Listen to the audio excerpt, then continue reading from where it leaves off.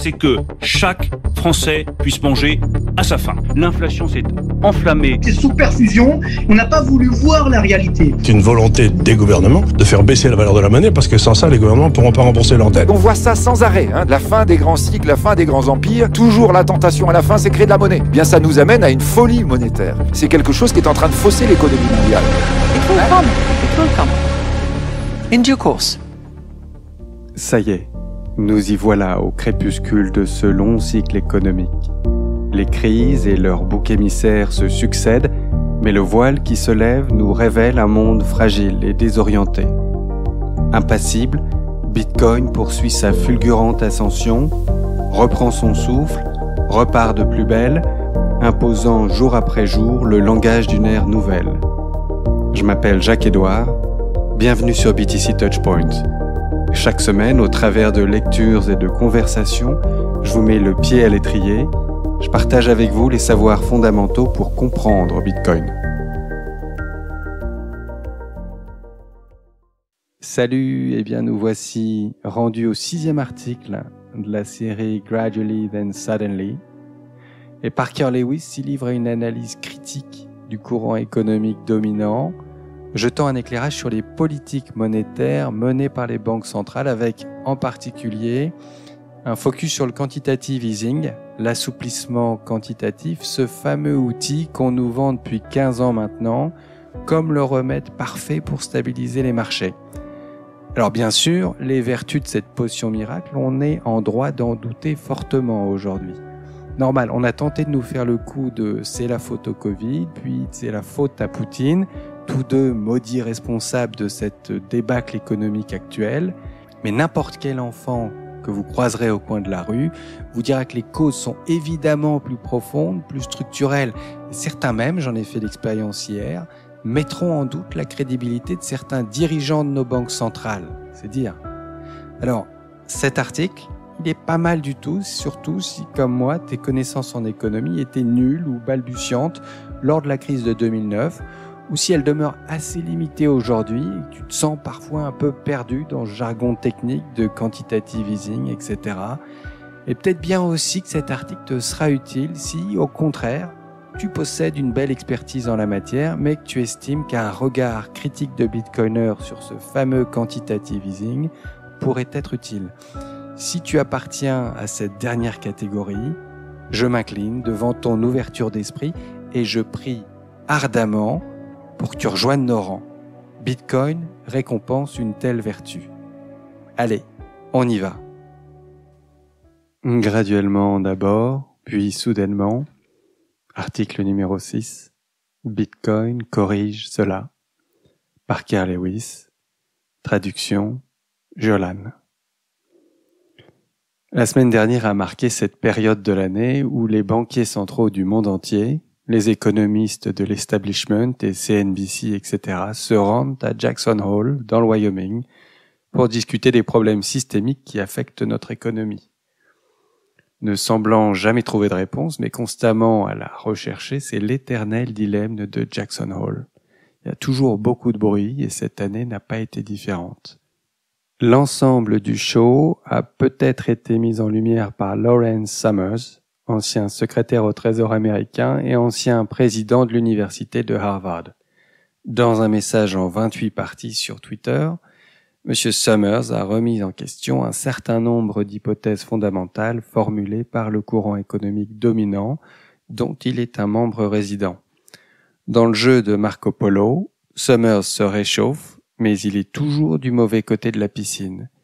Il identifie peut-être les symptômes du problème, mais comme pour la plupart des économistes du courant dominant, il ne pose jamais la question évidente. L'ensemble de l'appareil de la politique des banques centrales pourrait-il être la cause profonde du problème plutôt que la solution toujours illusoire ? La question de base de Summers est la suivante. La banque centrale, telle que nous la connaissons, peut-elle être le principal outil de stabilisation macroéconomique dans le monde industriel au cours de la prochaine décennie ? Summers doute que ce soit le cas, mais si la véritable question était « La banque centrale est-elle la cause majeure de l'instabilité macroéconomique ?» Depuis la crise financière, l'assouplissement quantitatif a été le principal outil utilisé par les banques centrales pour tenter de stabiliser l'économie et de fabriquer de l'inflation. Le mode d'emploi est le suivant: augmenter la masse monétaire, réduire les taux d'intérêt et regonfler la valeur des actifs, de sorte que les niveaux d'endettement existants puissent être maintenus et que davantage de dettes puissent être créées. Cependant, malgré des taux d'intérêt historiquement bas, l'économie mondiale a recommencé à se détériorer et l'efficacité de l'assouplissement quantitatif est naturellement remise en question par beaucoup. Comme le note Summers, ce qui a longtemps été enseigné comme une évidence est aujourd'hui fortement remis en question. Contrairement à la croyance populaire, la fonction de l'assouplissement quantitatif crée en fait l'instabilité qu'elle cherche à éviter. Lorsque l'on comprend son fonctionnement de base, il devient évident que l'assouplissement quantitatif a toujours été une erreur de parcours. Comme l'écrit Nassim Taleb dans la préface de l'étalon Bitcoin, le Bitcoin Standard, non seulement les experts en macroéconomie ne sont pas des experts, mais ils ne le savent pas non plus. Et là, on a donc un court extrait de cet ouvrage.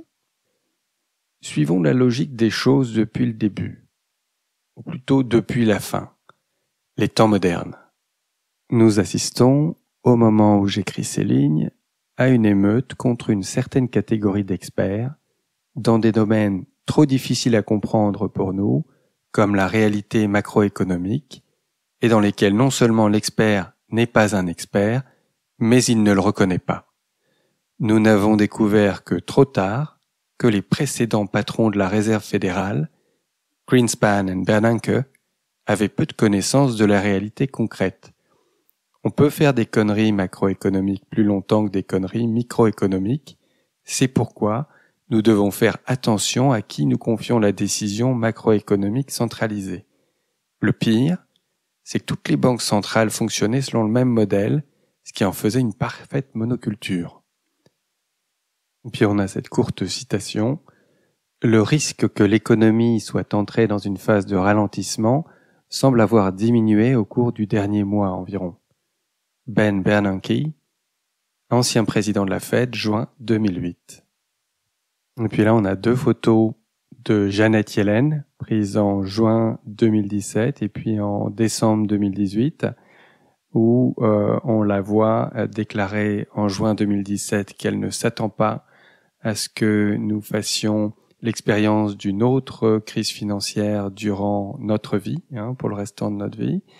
Et 1 an et demi plus tard, elle s'alarme de l'avènement d'une nouvelle crise financière, contemplant des trous énormes dans le système. Donc on voit bien à quel point, en l'espace d'1 an et demi à peine, elle se contredit radicalement dans son appréciation de l'état de la macroéconomie.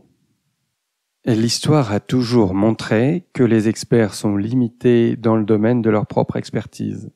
Pourtant, des politiques telles que l'assouplissement quantitatif continuent d'être menées, en grande partie parce que la macroéconomie et la banque centrale constituent une monoculture, comme le décrit Taleb.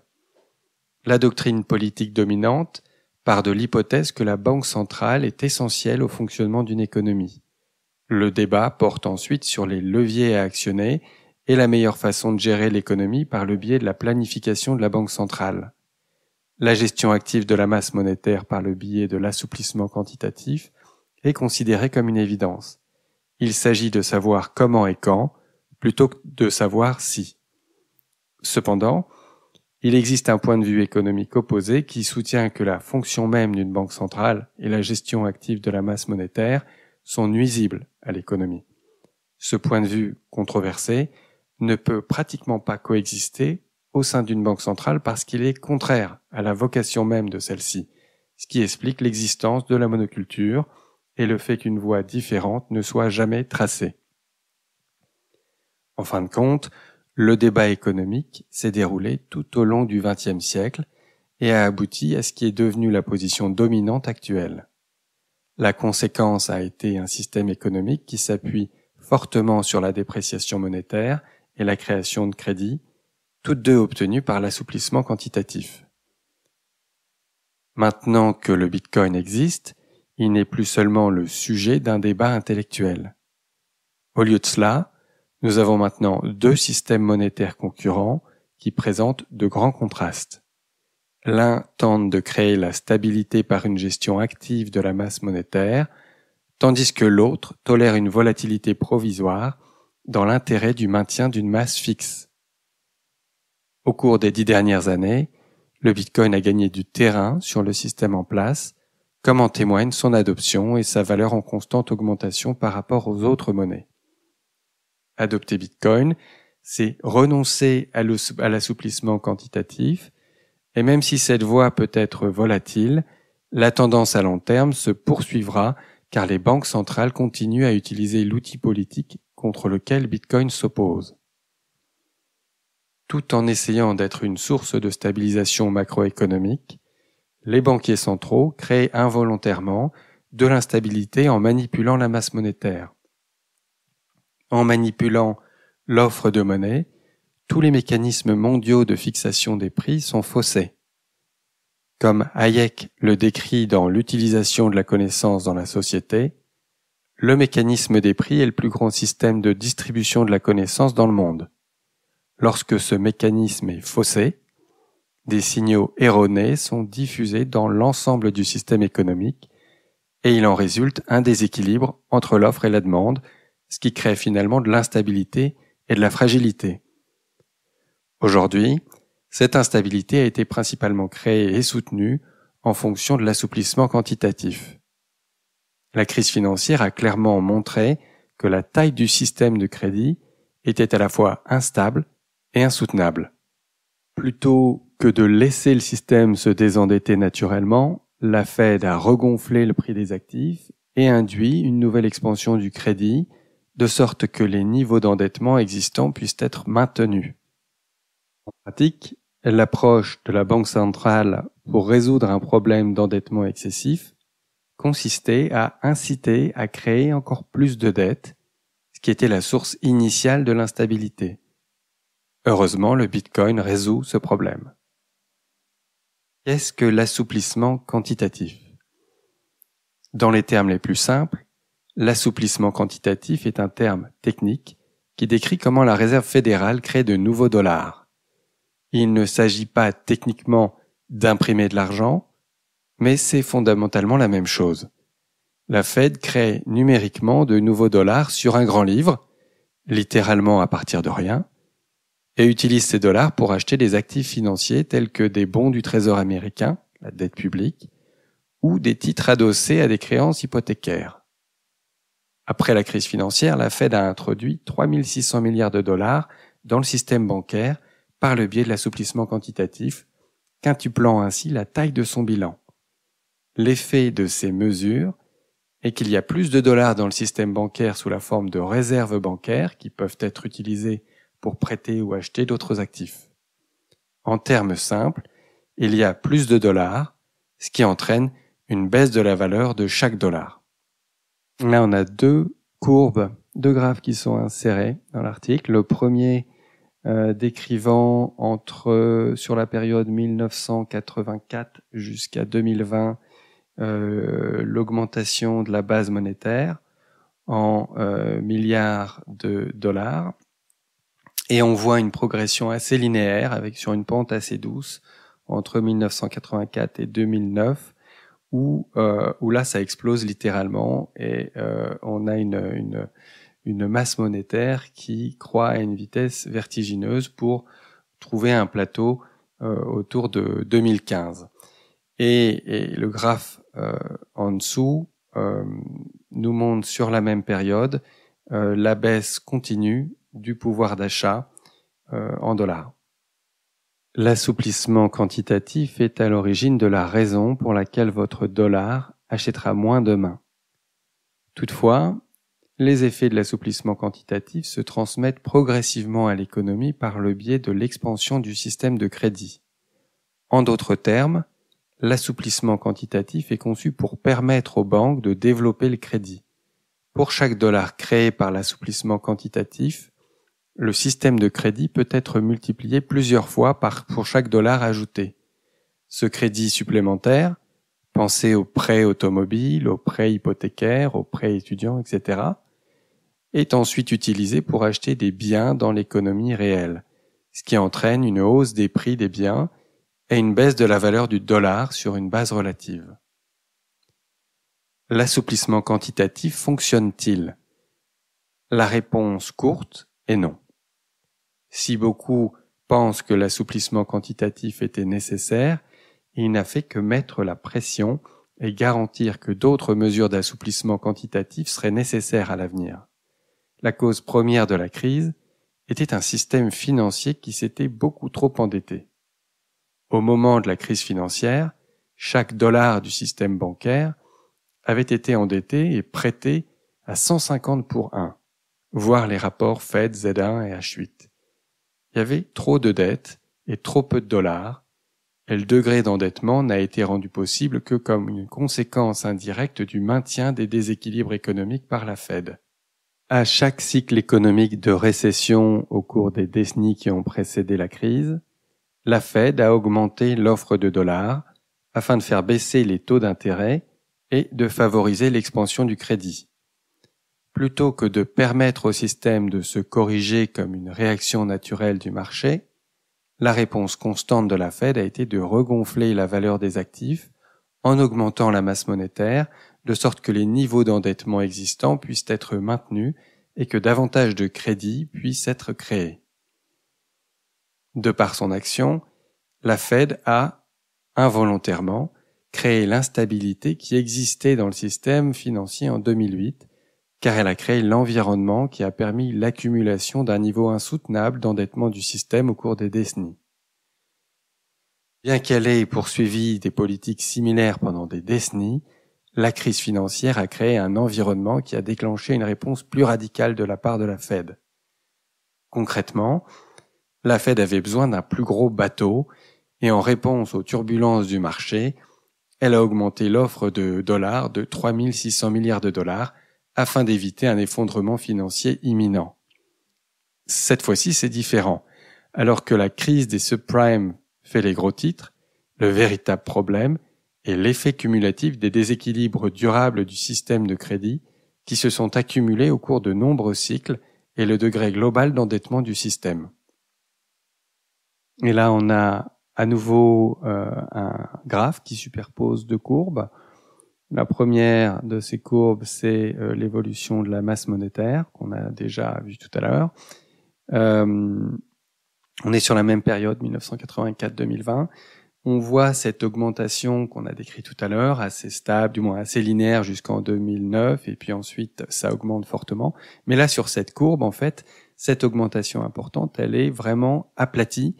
Elle semble presque insignifiante au regard de l'augmentation du niveau de la dette, qui comparativement croît dans des proportions gigantesques.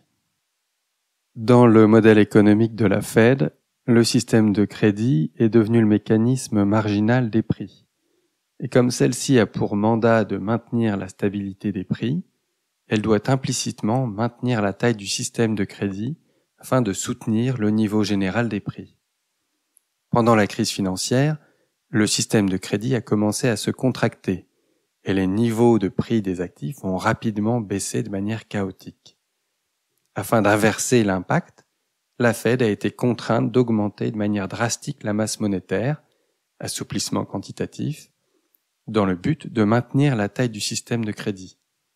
Même après le paroxysme de la crise, la Fed a déterminé qu'il était nécessaire d'ajouter des milliers de milliards de nouveaux dollars pour continuer à soutenir un système défaillant tout en reconnaissant les limites de ses outils de politique monétaire. C'est l'impasse dans laquelle se trouve la Fed. Même lorsqu'elle semble être mieux informée, la position par défaut de la Fed est d'opter pour plus d'assouplissement quantitatif et non pour moins.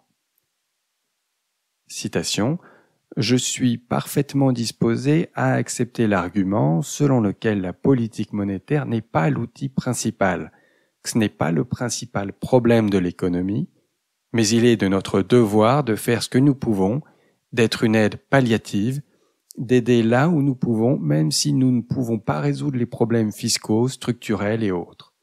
Ben Bernanke, ancien président de la Fed, août 2011. Autre citation. « Je ne pense pas que la politique monétaire soit complètement inefficace. Je pense que nous pouvons voir les effets sur les marchés financiers, qui doivent à leur tour avoir des répercussions sur la richesse, la confiance et certains autres déterminants des dépenses et de la production. Dans la mesure où la propagation est plus faible, on pourrait s'en servir pour plaider en faveur d'une stimulation accrue plutôt que d'une réduction des mesures de relance. » Ben Bernanke, ancien président de la Fed, septembre 2011. En réagissant par un assouplissement quantitatif, la Fed a induit une expansion massive d'un système de crédit déjà trop endetté. Aujourd'hui, le système de crédit américain supporte environ 73 000 milliards de dollars de dette à échéance fixe à l'échelle du système, ce qui représente une augmentation de 20 000 milliards de dollars, plus 40%, par rapport au niveau d'avant-crise. Cette dette s'ajoute à seulement 1,7 trillion de dollars réels existants dans le système bancaire. Par conséquent, il reste beaucoup trop de dettes et trop peu de dollars, parce que l'assouplissement quantitatif induit la création de milliers de milliards de dettes supplémentaires. Il ressemble plus à de l'héroïne qu'à un antibiotique. Plus il est appliqué à un système financier, plus ce système en devient dépendant et plus sa situation se dégrade lorsqu'il est arrêté. Bitcoin corrige cela. Avant 2009, tout le monde était obligé d'adhérer à ce système. Il n'y avait pas de porte de sortie viable. C'est finalement l'option qu'offre le Bitcoin, et il existe en grande partie comme un instrument de réponse à l'assouplissement quantitatif mondial. Il n'y a pas d'explication plus simple à la question de savoir pourquoi Bitcoin existe. Alors que celui-ci aurait présenté une alternative de qualité même en l'absence d'assouplissement quantitatif, la dépréciation monétaire mondiale qui s'est produite en réponse à la crise accentue le contraste.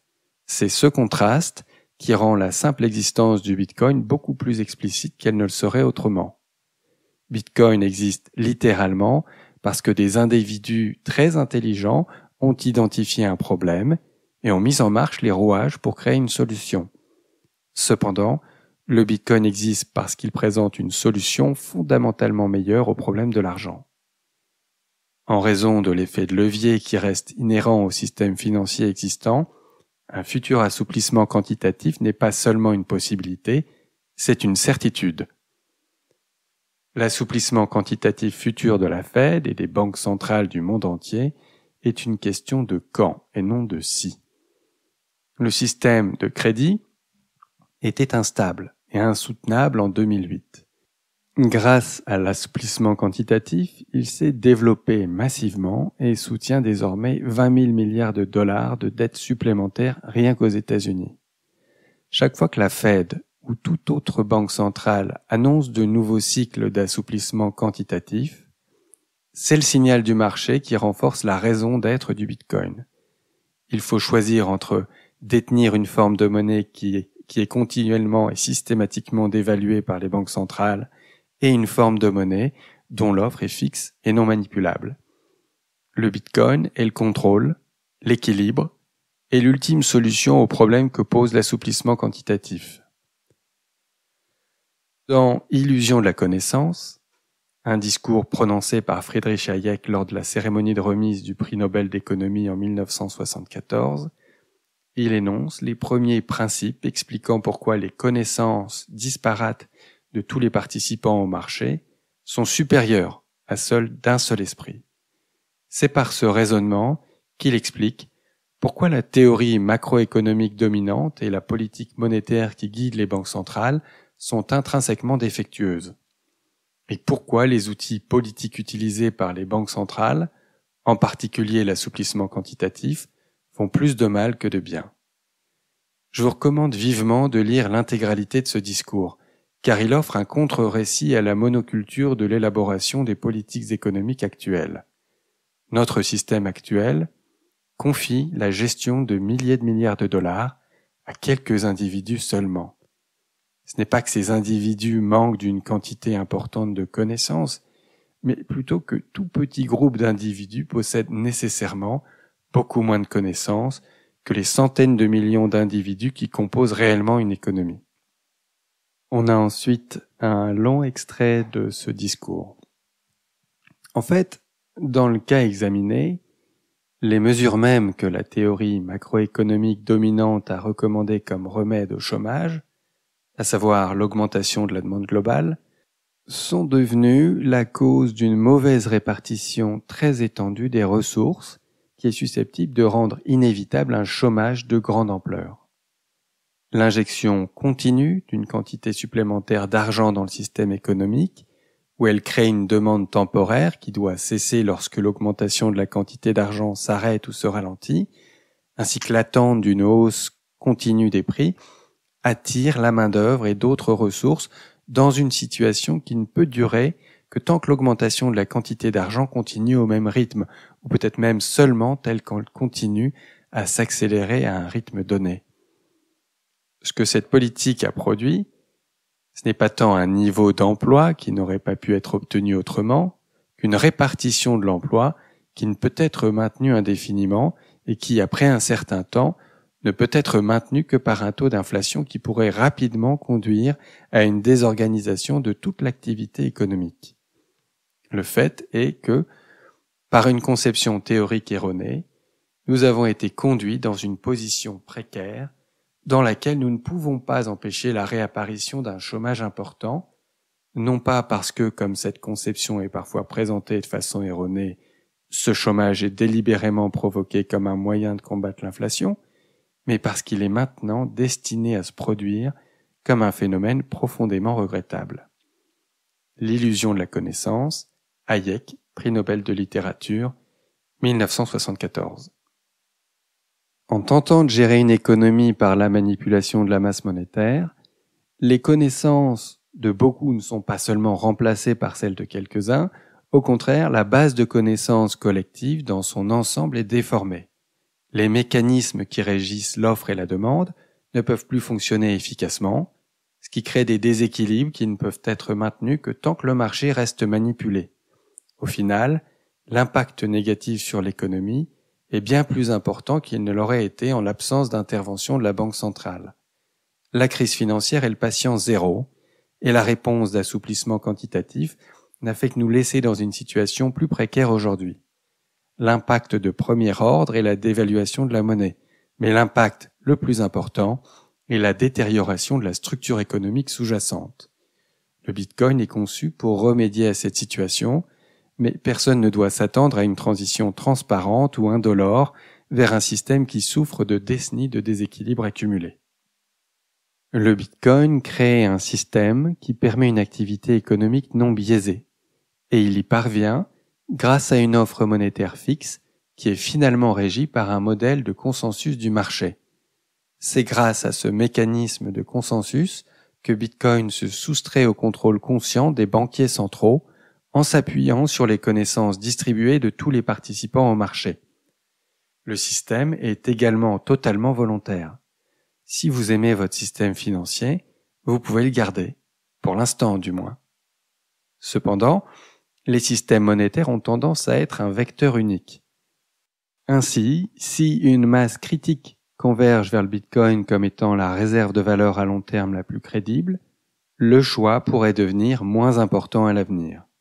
Si les individus optent de plus en plus pour le Bitcoin, cela ne fera que rendre plus évidents les problèmes présents dans le système existant, ce qui accélérera probablement le besoin d'assouplissement quantitatif. Plus la tendance à stocker la richesse en Bitcoin est forte, plus la demande de stockage de la richesse dans les actifs qui soutiennent le système de crédit existant est faible. En substance, un passage croissant au Bitcoin aura un impact direct sur la dynamique du crédit à l'échelle du système, ce qui accélérera la nécessité pour le système financier existant de s'appuyer sur l'assouplissement quantitatif pour se maintenir. Le Bitcoin est peut-être le moyen le plus rusé de contourner le système économique de la Fed, mais il se fait au détriment direct de l'ancien système. Et la conséquence provisoire du passage au Bitcoin pourrait bien être la volatilité macroéconomique. Le Bitcoin peut être accusé à tort d'être responsable des maux du système traditionnel, mais en réalité, le désengagement n'est qu'un processus douloureux et nécessaire. La foule de Jackson Hole n'appréciera peut-être pas cela, mais les répercussions positives attendront de l'autre côté. Et puis, tout est entre les mains du marché libre maintenant. Et une citation pour clore cet article. « Je ne crois pas que nous puissions avoir à nouveau une bonne monnaie avant que nous ne retirions la chose des mains du gouvernement. C'est-à-dire que nous ne pouvons pas la lui retirer violemment. Tout ce que nous pouvons faire, c'est d'introduire, par un moyen détourné et sournois, quelque chose qu'ils ne peuvent pas arrêter. » Friedrich Hayek. Alors, quantitative easing, remède, solution ou bien cause du problème? Mécanisme détourné pour augmenter encore la masse monétaire afin de permettre à un système intoxiqué au crédit de s'endetter toujours et encore? Outil de stabilisation des marchés ou facteur d'instabilité systémique? Parker vient de nous présenter une critique sévère des experts de la Fed, des experts du courant économique actuel, la doctrine keynésienne, tous produits d'une monoculture qui ne tolère aucun point de vue divergent. Des experts pour lesquels le recours au quantitative easing demeure une évidence, même si l'irruption de Bitcoin les force chaque jour un peu plus à considérer l'alternative d'un système basé sur une masse monétaire fixe.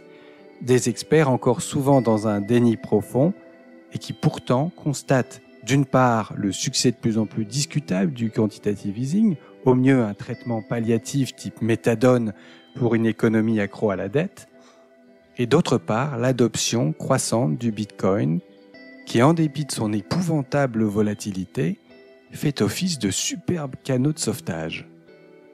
Si la situation socio-économique à l'échelle macro et micro n'était pas si calamiteuse et n'impactait pas de manière aussi violente l'existence de milliards d'êtres humains de tous âges, on pourrait se réfugier, comme on est nombreux à le faire clairement, dans une forme de cynisme moqueur condamnant ce cirque sans nom. C'est vrai que c'est tentant lorsqu'on voit tous ces marchés financiers littéralement suspendus aux moindres déclarations des présidents de banques centrales, aux moindres intonations de ces équilibristes communiquant de la manière la plus opaque des messages cryptiques interprétables de 1000 façons, annonçant des décisions concoctées par quelques experts monoculturés soumis à toutes les pressions politiques. Un monde de clowns à 1000 lieues de la réalité du marché, tel que ces acteurs la vivent et pourraient la communiquer au travers de signaux de prix fiables dans un système monétaire sans ingérence verticale. Un monde de clowns, comme il s'en trouve à chaque fin de cycle de la dette, en témoignent les déclarations historiques des banquiers et des gouvernements dans les périodes similaires, comme sous la République de Weimar. Une décadence cyclique dont nous étions prisonniers, mais dont nous pouvons désormais nous extraire grâce aux bons technologiques que Bitcoin constitue. Allez, on s'arrête là pour aujourd'hui, sachant que cette série de Parker Lewis est riche et qu'on a plein de choses à apprendre ensemble encore grâce à lui. Tu trouveras, comme d'habitude, quelques liens en description. Si c'est pas encore le cas, abonne-toi au podcast pour être informé en direct de la sortie du prochain épisode. Puis partage-le, cet épisode, si tu penses que ça peut aider tes proches, tes amis, tes collègues. Ça devient assez chaud, et dans de telles circonstances, c'est pas du luxe que de s'informer sur ces questions. Voilà, sur ce, je te souhaite le meilleur. Je te dis à très bientôt pour le prochain épisode de la série. Bye.